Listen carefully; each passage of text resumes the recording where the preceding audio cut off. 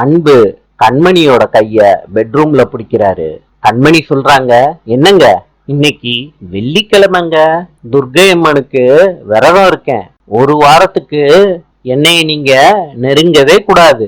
அன்பு அதிர்ச்சி ஆயிடுறாரு, படுத்து தூங்கிடுறாரு. காலையில எந்திரிச்ச உடனே கண்மணி பக்தி பலமா சாமிய கும்பிட்டுட்டு சாம்பிராணி காட்டிக்கிட்டு இருக்காங்க வீடு முழுக்க. அன்பு கிட்ட கண்மணி சொல்றாங்க, என்னங்க இன்னைக்கு சனிக்கிழமை, சனி பகவானுக்கு விரதம் இருக்கேன். கண்மணி சாமிய கும்பிட்டுட்டு அன்பு கிட்ட சொல்றாங்க, இன்னைக்கு திங்கட்கிழமை, விநாயகருக்கு விரதம் இருக்கேங்க. கண்மணி பெட்ரூமுக்கு படுக்க வராங்க.